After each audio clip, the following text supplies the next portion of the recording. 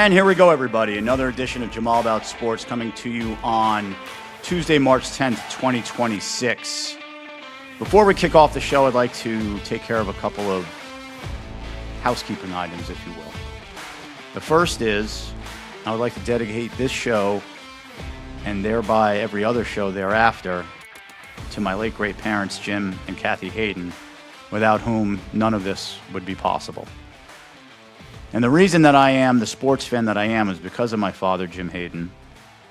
It's the reason why, specifically, I'm a Mets, a Knicks, and a Lions fan. And the Lions were really our true passion and the team that we really bonded over. And the reason for that is Jim was technically, easy for me to say, technically my stepfather. Although stepfather in name only. He was my real father in every meaningful way imaginable, and including legally, as he legally adopted me shortly after my parents were married in March of 1980. But the first real bonding experience we shared was over the Detroit Lions. It was Thanksgiving, 1978. I was 8 years old.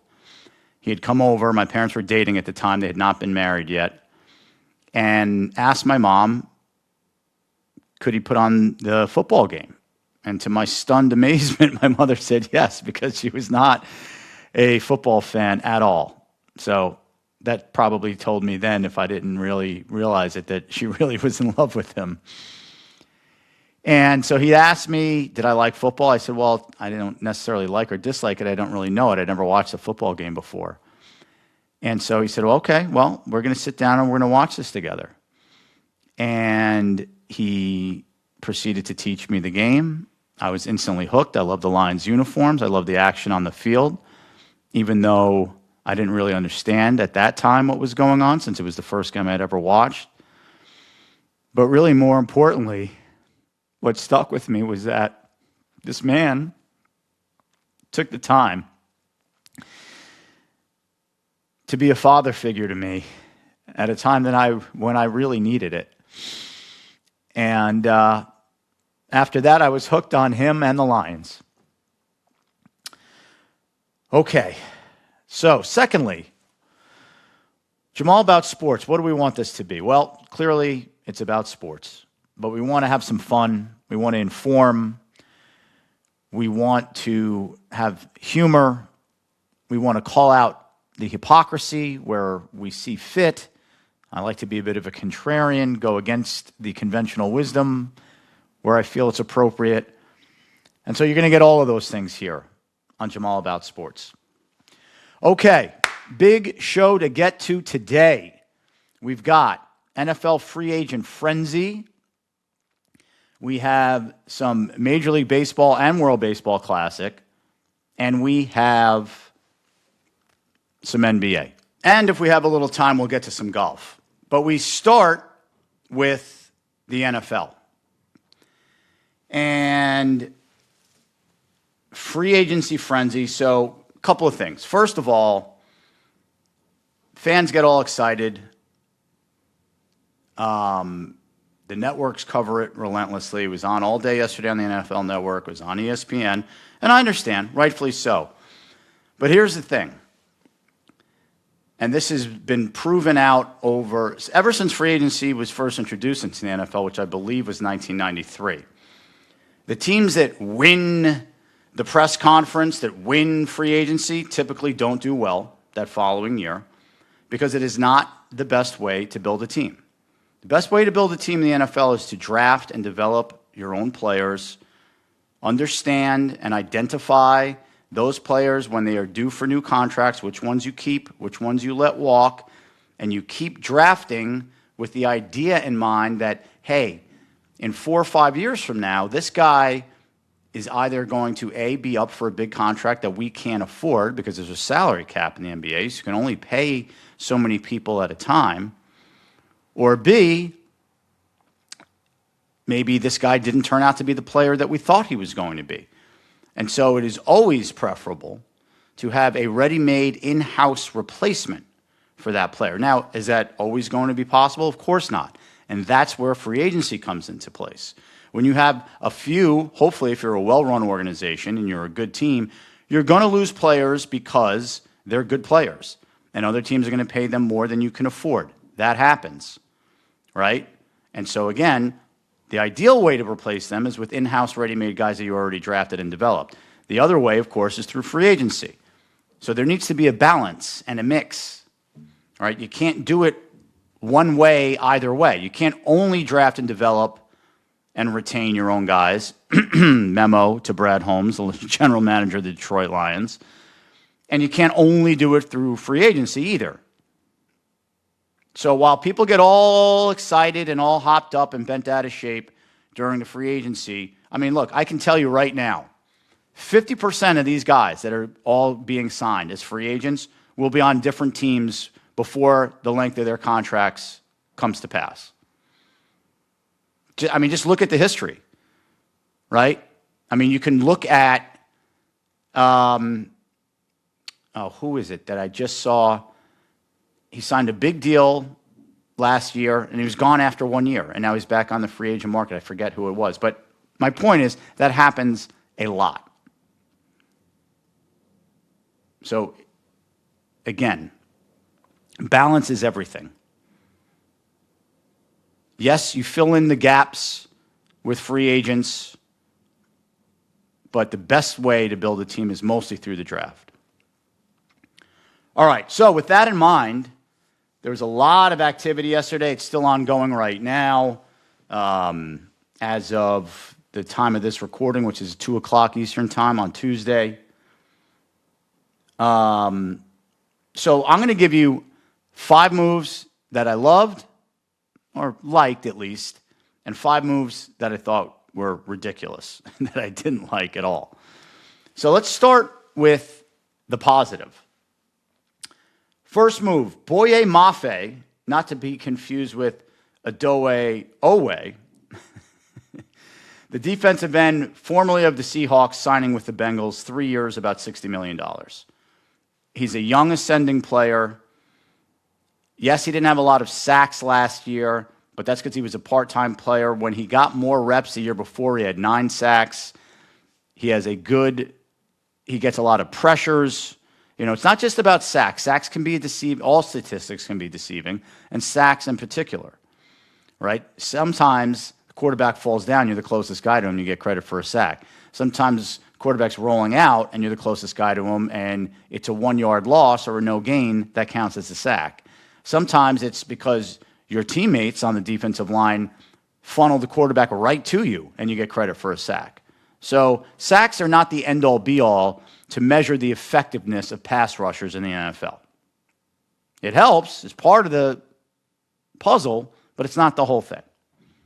And all of his numbers outside of the actual sacks, as far as pressure, win rate, as far as pass rush is concerned, are all very good. He's, I believe, 26 years old. And more importantly, he's not a one-trick pony. He's also very stout and good against the run. And for a Bengals team that had one of the worst defenses in the NFL last year, as we know, who's in dire need of defensive help at all 3 levels, offense, defensive line, linebacker, and secondary, and are going to lose Trey Hendrickson, who was arguably the best pass rusher in the league the last 3 years. Well, last year not so much because he was hurt, but certainly the 2 years prior to that, when I think he had 17.5 sacks each year, and again, good against the run, and not just the sacks, pressures, forced fumbles. I mean, he was a beast, Trey Hendrickson, and he's going to be gone. The Bengals are not re-signing him. You know, they had the big contract dispute last year. He came back, begrudgingly, then got hurt. So last year was kind of a lost season for Trey Hendrickson, and now he's 31 years old. We'll get to him in a minute. But so they needed help all over the defense. They specifically needed to replace a guy like Trey Hendrickson. They did it with Boye Mafe. Is he as good as Trey Hendrickson? No, but he's a damn good player. And the years I like at 3, and the money, you know what? That's the going rate for top-level pass rushers these days, is about $20 million a year. So I don't hate it. And by the way, so Boye Mafe and Doye Owe, Oprah, Oprah, Just got a huge contract. The guy who was on the Ravens, then he went to the Chargers last year, had 7.5 sacks, all of which were with the Chargers. Yes, I'm going to say San Diego. I'm not calling them the LA Chargers. It's ridiculous. And had a big game in the playoffs, made Will Campbell, the left tackle for the Patriots, look silly, put him on skates most of that game. He just got a 4-year, $100 million contract from the Washington football team. So, number one, Boye Mafe to the Bengals. Number two, also the Bengals, Brian Cook, safety from the Chiefs. Again, they need help everywhere. This guy is a starter, an above-average starter. He's young, 27 years old, really good player for the Chiefs. Not a ton of money, same thing. I think it's 3 years, $40 million, perfectly reasonable for a top-level starting safety in the NFL. Again, I like the term length at 3. Thought that was a very good pickup. Good job by the Bengals getting 2 really good players for their defense, for a defense that needs a ton of help. Number 3, I'm going to keep it in-house here a little bit with the Detroit Lions, although I do not like their offseason so far at all. This one move made a ton of sense, and that's Cade Mays, the center formerly from the Carolina Panthers, to the Lions on a 3-year, $25 million contract. Now, there's a lot of sort of debate among various people whether or not Cade Mays is how good of a player he is. So the book on him right now is that he's a very good pass blocker. Apparently over the last 2 years did not allow a sack and only, I think, 19 pressures, but was not a great run blocker.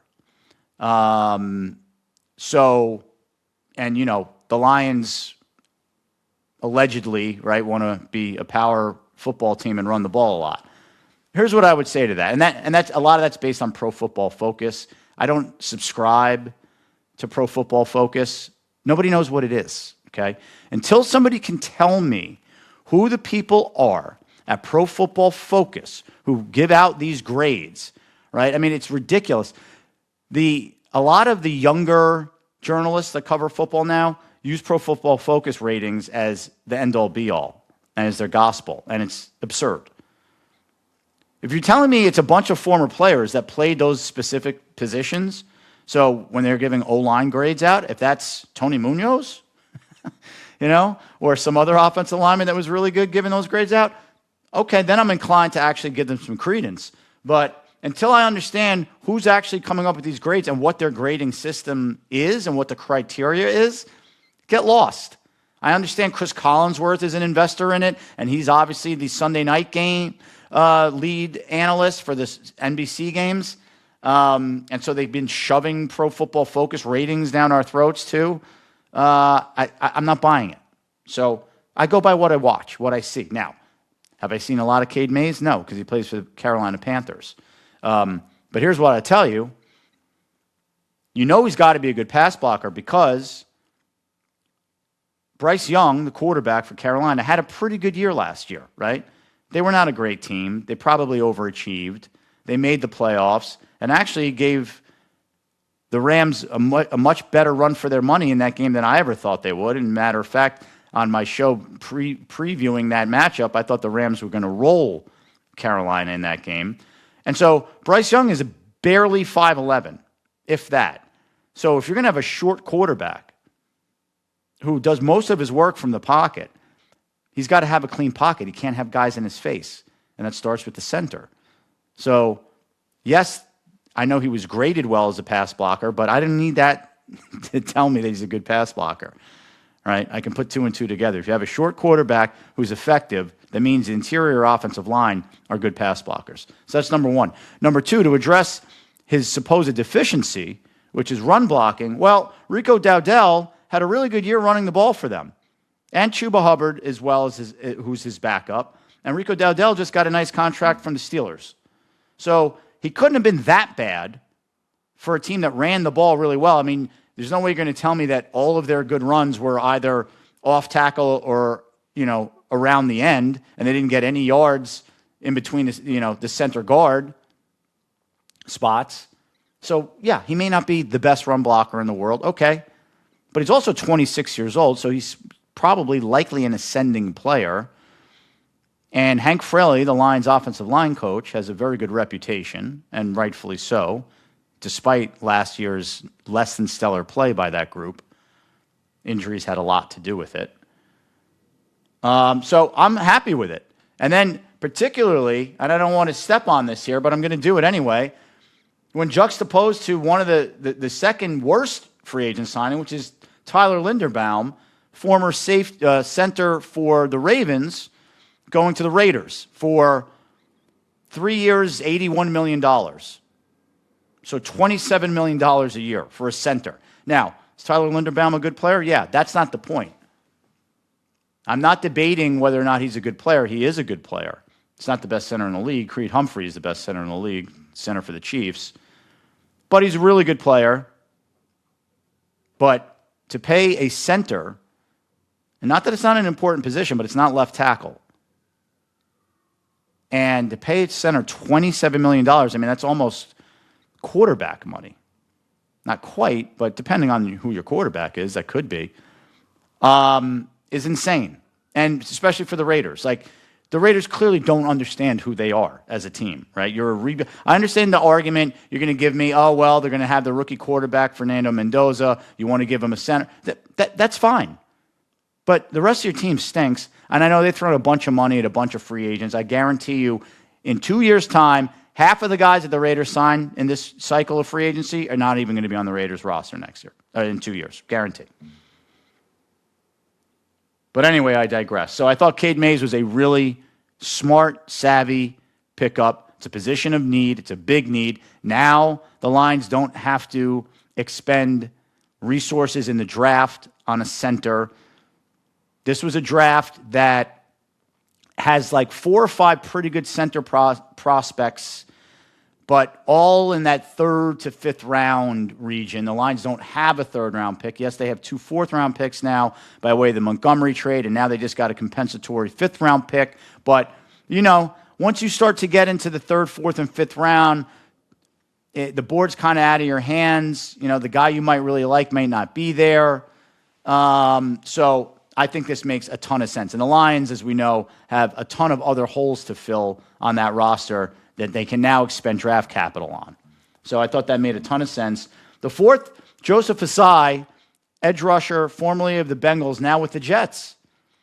Thought that's a good move. Again, a young ascending player. They didn't break the bank for him. Jets need pass rushers desperately. Aaron Glenn is trying to completely rework this defense, finally in his own image. He brought Demario Davis back at 37 years old. This is now his 3rd go-around with the Jets. Demario Davis, who was a great player for New Orleans under Aaron Glenn. He wasn't a DC, but they know each other. And so even at 37, he still made plays for New Orleans. He's there to be a bridge, to be a culture setter, to be the eyes and ears of Aaron Glenn on the field. Has his play dipped some since his prime? Certainly. It absolutely has. He can't cover anymore, but he's still a good 1st and 2nd down linebacker, downhill thumper in the run game. And then the 5th was, and it pains me to say because it's the Bears, but Coby Bryant, safety from Seattle that the Bears just picked up. Safety was a bit of a problem for the Bears last year. I understand the Bears had a lot of interceptions last year. If you watch those games, which I did, a lot of it was dumb luck. I mean, Kevin Byard dumb lucked his way into 5 of those 7 interceptions that he had or whatever it was last year. And he's a free agent. Jaquan Brisker, their other safety, is a free agent. So they replaced one of those 2 with Coby Bryant, who's really come into his own, came into the league as a corner out of Cincinnati, and Seattle moved him to safety. He's really thrived in that role. Again, young guy, mid-20s, obviously, was good enough to start for one of the best, if not the best defense in the NFL last year. It was a good pickup by the Bears. All right, 5 worst signings. I already gave you number 2 with Linderbaum, so I'm not going to rehash that. But I'll give you number 1, and that's Jalen Phillips getting $30 million a year, 4 years, $120 million from the Carolina Panthers. Now, again, this has nothing to do with the fact whether or not Jalen Phillips is a good or a bad player. He's a very good player. And again, like I said earlier, he only had 5 sacks last year. But if you watch the guy play, you know he's a disruptor, right? He's tall, he's long, he disrupts passing lanes, he's good against the run. The major concern with him is he had an Achilles injury, blew out his Achilles and blew out his ACL in back-to-back years. So yes, he remained largely healthy last year, but that is a huge risk to take on a guy with that kind of injury history. And again, is he a really good player? Yeah, he is. Is he the best defensive end in the NFL? No, and now he's getting paid as such. So I thought that was a bad signing. It's a bad use of resources. Again, it's not whether or not the guy's a good player. He is. Then my third one was Wan'Dale Robinson, former Giants slot receiver, going to the Tennessee Titans. 4 years, almost $80 million for a guy who's essentially a nice slot receiver. I mean, yes, his yards per catch went up last year after Malik Neighbors got hurt because he was the only guy the Giants had. Again, not whether or not the guy's a good player. He is a good player, but he's not worth almost $20 million a year. I mean, I could give you Khalif Raymond, the Lions slot receiver from last year, who just signed with the Bears, by the way, for $5 million, who's also a really good punt returner, who, yes, he's older. He's 32 years old. Wan'Dale Robinson's like 24, 25. But he's not a wide receiver 1, and you're paying him wide receiver 1 money or even wide receiver 2. He's not. He's a slot receiver. That's what he's good at. Little bubble screens, little, 3rd and 5, you need a little quick slant to move the chains. That's what he's good at. So that was insane. And again, these teams, I don't understand who these teams think they are. Now, I'm not suggesting that they punt on the season and not try to improve, but you do it smartly. I mean, by the way, and I don't want to pick on Wan'Dale Robinson. He's a good player, but is anybody going to be surprised that in 2 years he's on the street again looking for another contract from another team? I certainly will not be. And by the way, if I'm wrong, I'll be the first one to admit that I'm wrong. But, I mean, the Titans, look, I understand you want to try to get weapons for Cam Ward, who was the first overall pick last year, the quarterback. But, I mean, you guys aren't competing next year. You're not contending. You'll be lucky to win 6 games. Why are you giving a slot receiver almost $20 million a year on a 4-year contract? It's just bad business. I mean, clearly, that's not how you build a roster. It's not how you rebuild a team. And then the fourth one is Travis Etienne, the running back formerly of the Jaguars, going to the Saints. I mean, he got 4 years, like $55 million. Again, nice player, has not really lived up to the expectations that were thrust upon him coming out of Clemson. He's had a couple of good years, had a couple of not very good years with Jacksonville. Last year was a pretty good year for Jacksonville. But he's really kind of a 2-down back. Jacksonville took him out on a lot of 3rd downs. Yeah, he had 6 touchdowns receiving, but only 36 catches. So he's pretty much a 1st and 2nd down guy. And again, he's pretty good. He's not great, but you're the Saints. You're drafting 9th this year. You got Jeremiah Love, who is certainly a possibility to be available when you draft, who you're going to get for less money than what you're paying Travis Etienne, who's got tread on the tires. And Jeremiah Love is, to me, the best player in this draft. 6 years younger, bigger, faster, stronger. Now, is there a guarantee Jeremiah Love is going to be there at 9? No. But, again, the Saints, they were terrible last year. And I understand you want to give Tyler Shuck, their rookie quarterback from last year, some weapons. Alvin Kamara certainly seems like he's at the end of the road here. But given the fact that unless the guy's elite, Travis Henry, I guess you could say Jahmyr Gibbs, Bijan Robinson. I mean, there are a few elite running backs, but other than that, the rest of these guys, there's not a lot separating them. And so you can get really good running backs in the second round, the third round, the fourth round, even later. Not a good use of resources by the Saints there. And then the fifth is a tie. It's two offensive linemen. The first is Zion Johnson going to the Browns. I don't know what the Browns are doing. They also traded for Titus Howard, who was a huge problem in Houston. And they not only did they trade from him, they gave him a contract extension, made no sense. And then Zion Johnson, former first-round pick out of BC for the Chargers, who frankly has not played very well for the Chargers at all. And the Browns gave him like a 4-year, $50 million contract for a guard. Makes no sense. And then the other one is the Patriots. They'll get away with it, of course, because it's the Patriots. And we'll see. We'll see if the deal with the devil luck that they had during the Brady-Belichick era will continue. We saw it a little bit in the playoff game against Houston when Drake May fumbled 4 times and only lost 2 of them, even though 4 different guys for Houston had chances to recover those fumbles. Is Elijah Vera Tucker, the former Jets offensive lineman, who, again, really good player when he plays, but he has missed a ton of games because of injury the last 3 years. And the Patriots gave him, I think, 3 years, $45 million or something like that. So I thought that not a really good way to spend money. All right, we're going to talk a little Lions here. So we mentioned Cade Mays. We like that. I just got word that they signed Isaiah Pacheco, former running back from the Chiefs, who was a 7th-round pick out of Rutgers like 4 years ago, kind of burst onto the scene with his almost maniacal, hard-charging running style, broke his tibia a couple of years ago and has never been the same since.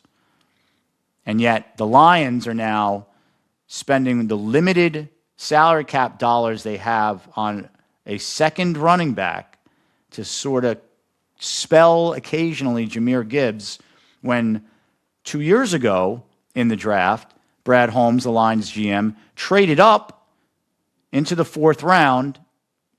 And by the way, one of my tenets when it comes to the draft is trading up is bad business, okay? Unless you are a team that is literally one player away, which most teams are not, but if you think that you are one player away and that guy is there and gettable and it doesn't cost you an arm and a leg, then trading up makes sense. Other than that, it's always bad business. Brad Holmes doesn't seem to understand this. He's been trading up multiple times now in the last couple of years. He's gotten way too cavalier with his approach to the draft. And so they traded up into the 4th round for Sione Vaki, a guy who played safety for 3 years at BYU, was moved to running back out of necessity his senior year because they had a host of injuries at that position. Played well, looked good in the postseason stuff, the Senior Bowl, what have you. The Lions loved him for his special teams prowess, and then thought, at least I thought, that eventually he would be the replacement for David Montgomery.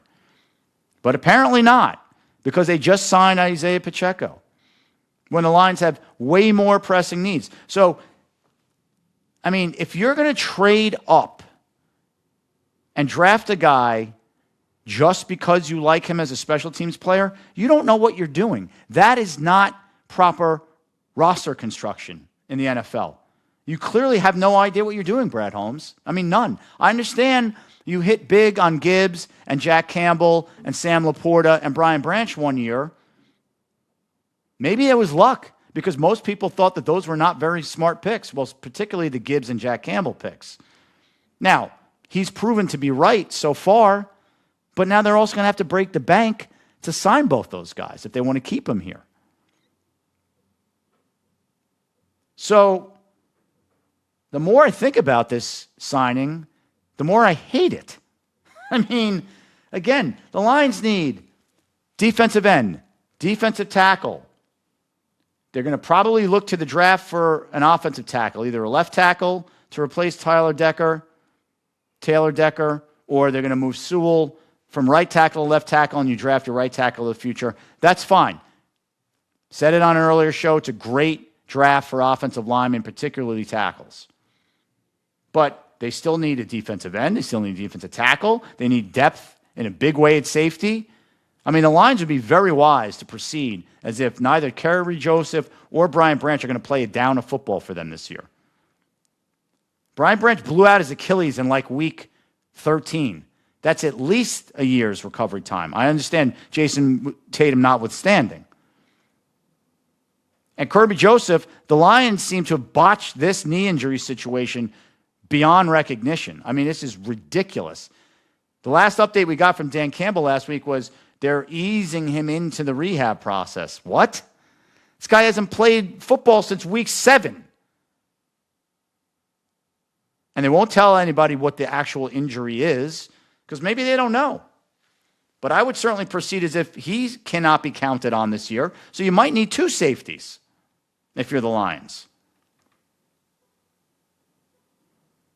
And you need depth at cornerback because you just lost Amik Robertson, who was your starting nickel last year, and then was forced to have to play outside too much after Terrion Arnold got hurt.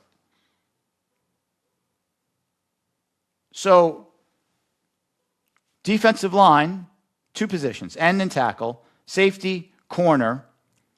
They need depth at tight end.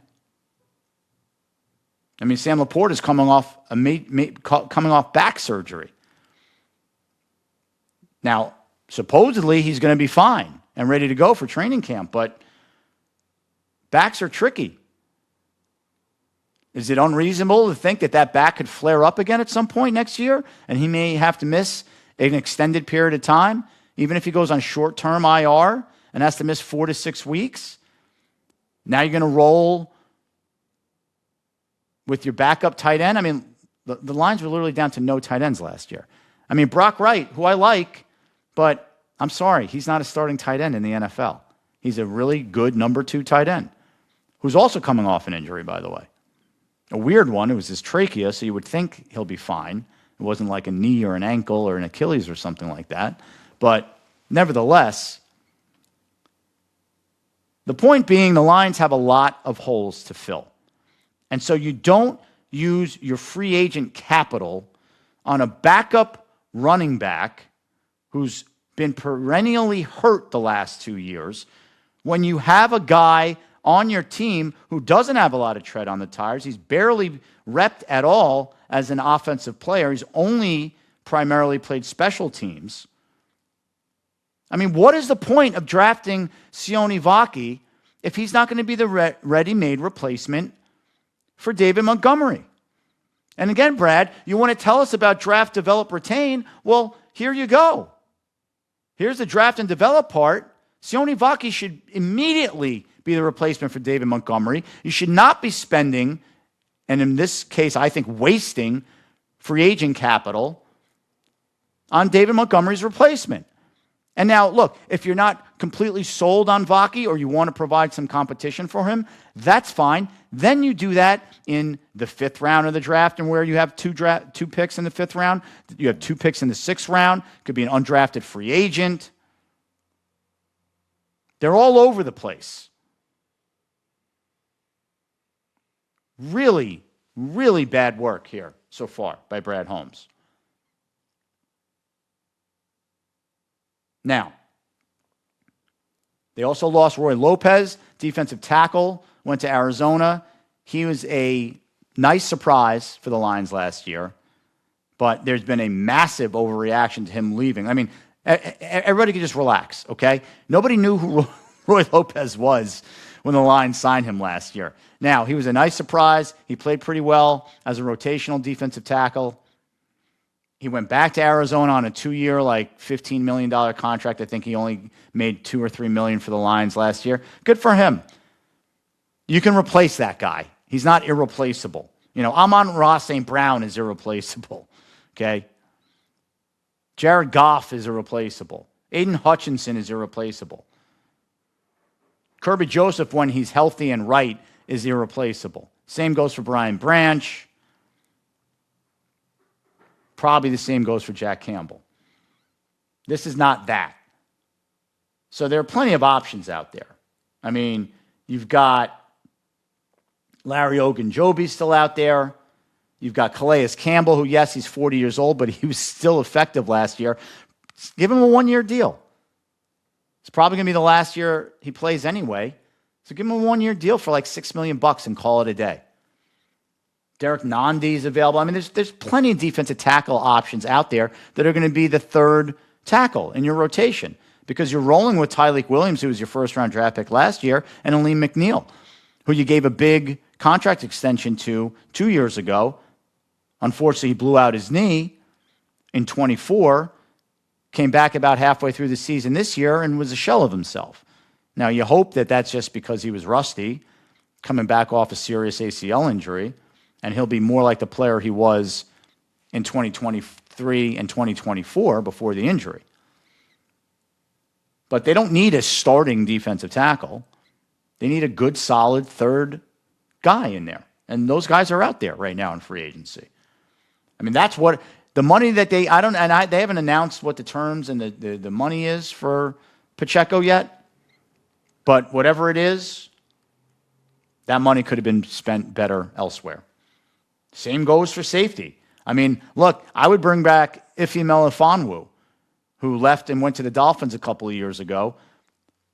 We've seen what he can do in this defense, right? I understand Calvin Shepard's defense is slightly different than Aaron Glenn's, but it incorporates a lot of the same stuff. And when he was healthy, I mean, look, he was a beast for the Lions at the end of 2023. I mean, he almost single-handedly won them that Vikings game in Minnesota on Christmas Eve day. He made a lot of big plays for them. You can blitz him. He became a bit of a ball hawk at safety. He was drafted as a corner out of Syracuse, but big, tall, rangy guy, moved to safety, was hurt a lot. Injury has always been a concern for him, but when he's healthy, when he was with the Lions, he played very well, and he's not going to cost a lot of money. You could sign him probably on a one-year prove-it deal. I would bring him in, maybe Jaquan Brisker, formerly of the Bears, hard hitter. He's had some concussion injuries, so that's a concern.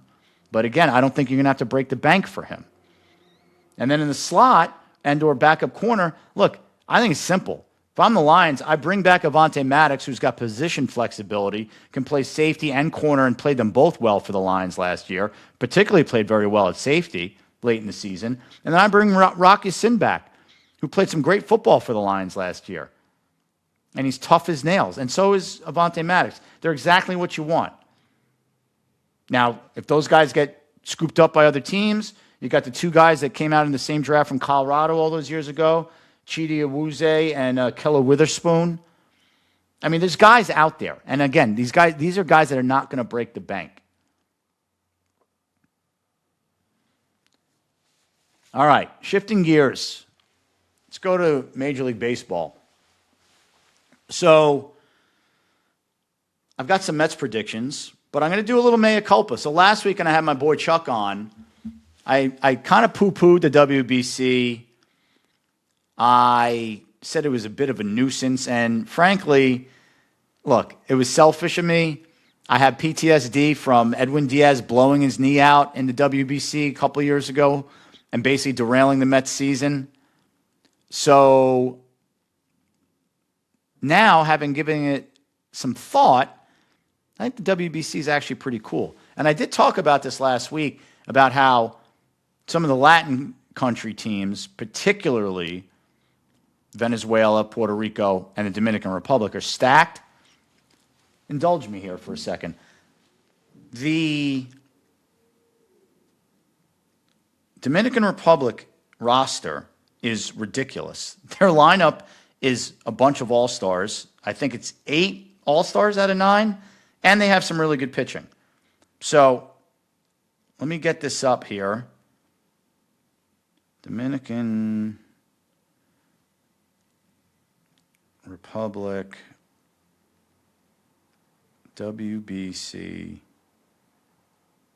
roster. Okay. You ready for this, gang? Okay. The pitchers are pretty good. The guys that I know that are good. Sandy Alcantara, Brian Bello, Huáscar Brazaban, Sir Anthony Dominguez, Camilo Doval, Carlos Estevez, Wandy Peralta, Dennis Santana, Luis Severino, Gregory Soto, Christopher Sanchez.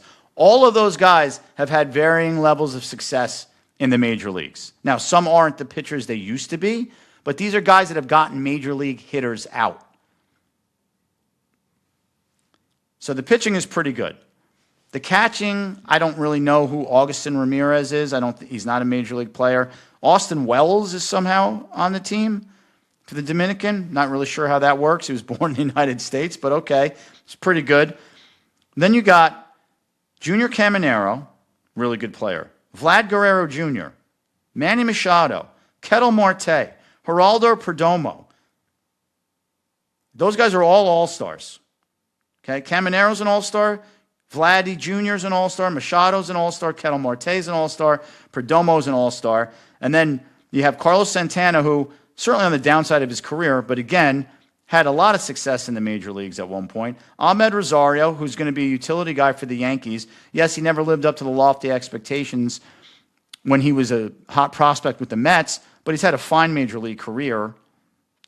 So that's their infield. That's ridiculous. And then you look at the outfield. You got O'Neal Cruz. Okay, he's not become the player the Pirates want him to become just yet, but he's super talented. You got Julio Rodriguez, the kid from Seattle, is a stud. Juan Soto and Fernando Tatis Jr. And then the backup is Junior Lake. I mean, it's ridiculous. That is a ridiculous team. So I'm actually looking forward to watching them. And let's take a look while we're at it at, let's see. I don't know. Venezuela might not be as good as it used to be. I think Puerto Rico is still pretty good. But let's see. Let's look at the Venezuela roster. All right. You got Jose Buto, just looking at guys that I know that are their pitchers. Yeah, the pitching looks to be a bit. Antonio Senzatella, pitch for the Rockies. Ranger Suarez. Okay, not bad. I mean, it's not great. Catchers, William Contreras, okay, and Sal Perez, two really good players. Then the infielders, Luis Arraez, okay, former batting champion. Wilson Contreras, very good player. Andres Jimenez, started for the Blue Jays on a World Series team. Eugenio Suarez, guy who hits 45 home runs a year. Gleyber Torres, yeah, I mean, Ezequiel Tovar and Michael Garcia. It's a pretty good infield. The outfield, you got Ronald Acuna Jr., Jackson Churio, Wilyer Abreu. I mean, that's really good. Those guys are all major league players. So, I mean, that's not a bad team at all. And then let's look at Puerto Rico and look at their roster. Okay, no Francisco Lindor this year, but pitchers. Let's see, Jose De Leon, Edwin Diaz, Jose Espada, Seth Lugo, Jorge Lopez. I'm trying to look at other guys that have been good. Okay, so the pitching's not great. Catchers, Martin Maldonado and Christian Vasquez. Defensive catchers, not great hitters. Infielders, Nolan Arenado. His better days are behind him. Let's see. Yeah, not great in the infield. In the outfield, yeah, nobody of note there. So the team Puerto Rico is not as strong as it had been in years past. But as I said, DR stacked. I mean, and then the Japanese team, of course, is really good too. You got Otani and the rest of the guys on the Dodgers on that team. Plus, they take it really seriously. Plus, the other Japanese position players that we may not know here are really good in Japan. And as we've seen, that does translate, right? We've seen a lot of good players from Japan come here and be successful as well. So I would expect the finals are either going to be Team USA versus Dominican or versus Japan, or Japan versus Dominican. Of those three teams, two are going to be in the finals. And I'll look forward to it. I mean, I watched a little of the game against USA-Mexico last night, and give these guys credit. They're into it, and the fans are into it. And there were the game was in Houston, so there were a lot of fans cheering on Mexico there at the game. Had a nice, lively atmosphere. Of course, the major concern is injuries. And if Nolan McLean, the Mets stud pitching prospect, who's on Team USA, gets hurt, I'll be singing a different tune. But as long as guys stay healthy, and by the way, that's anybody, though, right? It's bad for the sport. God forbid Aaron Judge got hurt, or Paul Skeens, or Tariq Skubal, Juan Soto. You don't, that's bad for baseball. If any of those guys have major injuries as a result of the WBC, that's a bad thing, obviously. Now, as far as the Mets are concerned, a couple of predictions to make. So, right now, as currently constituted, their starting 9, shall you say, is going to look like this. Going around the horn. It's going to be Boye at third base, Francisco Lindor at short, Marcus Semien at second, and then first base, some combination of Jorge Polanco and Mark Vientos and Brett Beatty. Those 3 guys will split time playing first base and DHing. And then in the outfield, you're going to have Soto in left. Right now, Luis Robert Jr. in center. And right field is kind of TBD. Carson Bench, the stud rookie, has had a really good spring, both at the plate and in the field, and on the bases. I think the Mets really want him to be the guy. They haven't announced yet. David Stern said yesterday there's still a lot of spring games to be played. There's not that many, David. Season starts March 26th, I believe. Today's March 10th, so it's 16 days. But in any event, maybe they just don't want to announce it yet. They want him to keep grinding and keep competing, which is fine. But if it's not him, I would think it's going to be Mike Tauchman, who I have no problem with being the right fielder, and I'd actually like to see him make the team as the 4th outfielder anyway, over Tyrone Taylor, by the way. Because even though Tyrone Taylor is a very good outfielder, so is Tauchman, but Tauchman can actually hit. Tyrone Taylor is not a very good offensive player. Tauchman last year had a sneaky good year. Now, he didn't play that many games, only played in 93 games, so a little bit more than half a season, but he had 9 home runs and 40 RBIs, and I think hit 260 and had like a 760 OPS. If the Mets got that from him this year as a part-time player, you'd be thrilled. And if for some reason Benj isn't ready and they send him down to the minors, you would think, even if Benj doesn't make the team out of spring training, unless he bombs in the minors, he's going to be back up here and he'll be the right fielder eventually. And that's why I think you keep Tauchman on the team as the 4th outfielder over Taylor, because he's just a better player. And he can play center and he can play right. Taylor can also, but Tauchman can play all 3 outfield positions. So to me, it's a no-brainer. Plus, you like to have a lefty bat off the bench anyway.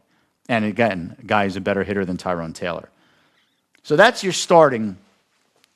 That's how the Mets have drawn it up so far. I bet you by June, I'm predicting by June, this is what I think and / hope happens. Brett Beatty plays third base. He's had a great spring, by the way. And he proved to be at least a competent third baseman last year. Not Gold Glove, but he's competent. He's going to be at third. Lindor's not going anywhere. He'll be at short. Boye going to move over to second base because Marcus Semien is going to be ineffective and probably unplayable at some point at 35 years old. And first base will be then back to Polanco / Vientos, splitting time between DH and first base. And then in the outfield, you're going to see Tauchman in right field, Benj in center, and Soto in left, because Luis Robert Jr., given his injury history / ineffective play, will also either be hurt and or ineffective, and the Mets will need to make that move as well. And then when it comes to the pitching, Lord willing, with health, you'll have Peralta as your number 1. Nolan McLean will be your number 2. Senga will be your number 3. And then you have Holmes, Peterson, and Minaya as your 4, 5, and 6. The Mets are going to start the year with a 6-man rotation. I think if Minaya and Peterson are meh, low 4s ERA, some good starts, some bad starts, not really going deep into games. And the two kids, Tong and Christian Scott, are lighting it up at AAA. I would like to see the Mets move on from both Peterson and Minaya and call those kids up. Kind of similar to what the Mets did in 1984 when they started the season with Bruce Bereni and Mike Torres in the rotation. And then those guys were out. Gooden came up. Darling came up. Walterrell came up. And the Mets had a much better starting rotation the rest of the way. All right, finally, we're going to close it out with a little NBA. So I said last week that I'm choosing the Celtics to make the NBA Finals if Tatum comes back. Well, he came back last week. He's played 2 games. Looked a little rusty, but I think much better than most people expected, coming off, again, an Achilles injury. Played like 27, 28 minutes, which I think is more minutes than people expected as well. And look, I understand the Knicks beat the Celtics in the playoffs last year. It also kind of took a bit of a miracle. They came back twice, down 20, both times in Boston. That almost never happens. I haven't liked what I've seen from this Knicks team all year. I get it that it's a long season. Guys don't get up for every game. I understand. Just look at the Knicks the last 2 games. Look at them against the Lakers without LeBron on Sunday. A Lakers team that's one of the worst defensive teams in the league. A Lakers team that hasn't beaten any of the good teams this year. They beat up on all the bad teams. They have not done very well against teams with winning records this year. And the Knicks laid an absolute egg. Okay, you want to say it's a bit of a long road trip. They blew out Denver on Friday night. Okay, fine.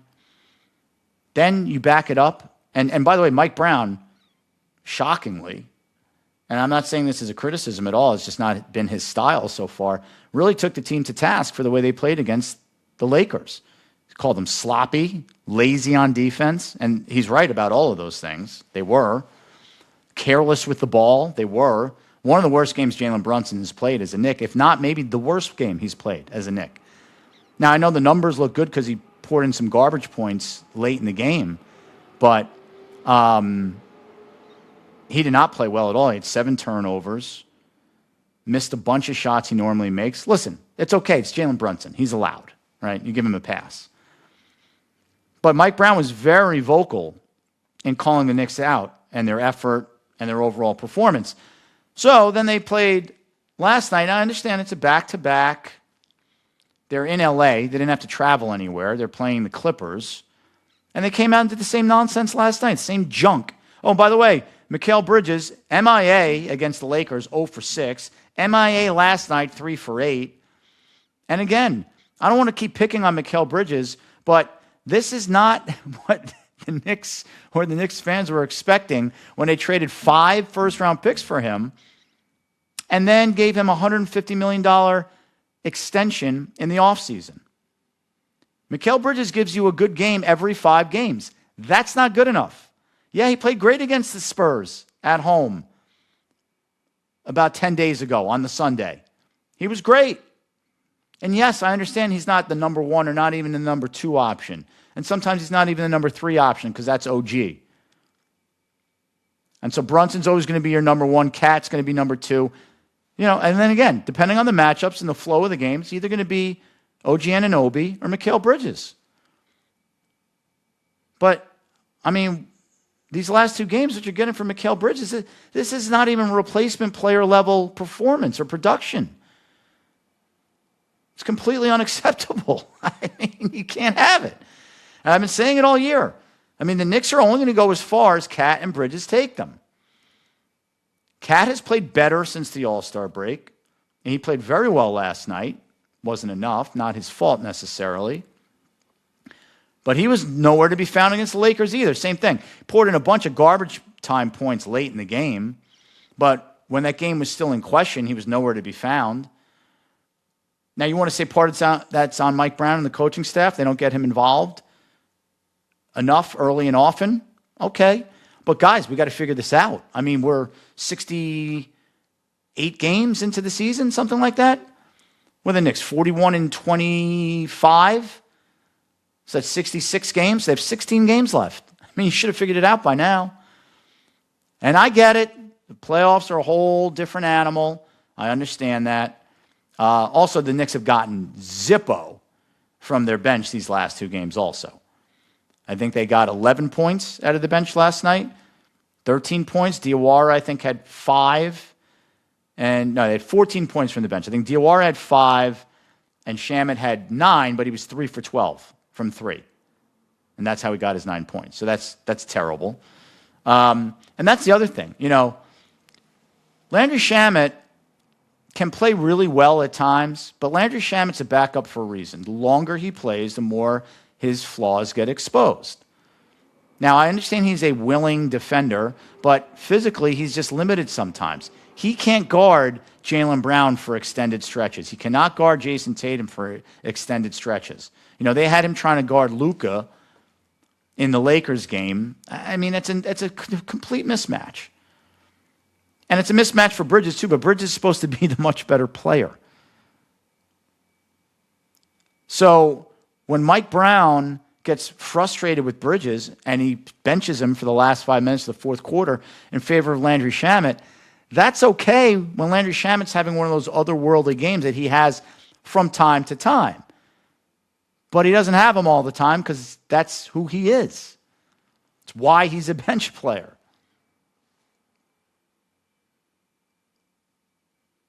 So, look, this Knicks team has been confounding all season long. The East is really strong now. I mean, again, the Celtics have been really good all season long without Tatum. And now, and by the way, they can kind of ease him back in, and you got to expect it. He's going to be much better by the time the playoffs start than he is now. And what he is now is still pretty good, and he's still better than who they were rolling out there. You've got the Pistons, who have had the Knicks number all season long and who gave the Knicks all they could handle in the playoffs last year and seem to be an improved team. Flawed team. Don't really have a true number 2 wing, outside shooter type player other than Cade Cunningham. So if he has a bad game, they could be in trouble, as good as Duran is down in the blocks in the post. And the Cavs look like a different team and a much better team since the Harden for Darius Garland trade. So that's 3 teams in the Knicks way. And although the Sixers have looked bad lately, they didn't play anybody last night. No Embiid, no Maxey, no Edgecombe. If those guys are healthy in a playoff series, 7 games where they don't play back-to-backs, so you don't have to worry about load management. And Embiid is going to be able to play, even if he doesn't play all 7 games, if he plays 5 of 7 games, the Sixers could be a problem. So the Knicks have their work cut out for them. And they better figure it out and get their act together. And then my other team that I've been on all year long are the Spurs. Now, the conventional wisdom says, well, they're too young. It's not their time yet. They need to bide their time. That's a big thing in the NBA. They're too young a team. They haven't been battle tested. They don't have the playoff experience yet. And maybe that's true. And then the other thing is their biggest strength, which is they are literally 12 deep against good teams, and in close games, the coach plays 9 or 10 guys. And generally speaking, in the playoffs, most coaches shorten their rotation. And so what could be your biggest strength in a long slog of a season like the NBA is at 82 games is now not a strength so much anymore in the playoffs because you're only going to play 8 or 9 guys. I don't know if that's true here with the Spurs. I mean, they have a bunch of hungry, young, athletic, long, tall dudes that play the game the right way They play hard. They're unselfish. Their best player plays that way in Wembayama. He's unselfish and he plays hard. He's a monster on defense. I mean, yes, the offense is also otherworldly at times. When a guy that tall can make 30-foot threes effortlessly from time to time, and then can put the ball on the floor and take off from just inside the foul line and dunk over two dudes. But then the havoc that he wreaks on defense at 7'4", I think he is, with that incredible wingspan and athleticism and timing, he's a problem. And the rest of those guys all defend too. I mean, De'Aaron Fox is not a great defender, but Vassell defends, Castle defends, Champagne defends. I mean, they are a real problem. I think they're 2 or 3 games behind Oklahoma City right now, and certainly they're not to be discounted. But I called it last week, and I'm going to say it again. It's going to be the Spurs and the Celtics in the finals, folks. All right, that's going to do it for this episode of Jamal About Sports. Check us out on YouTube. As always, thanks for listening. Thanks for watching. Until next time, peace out.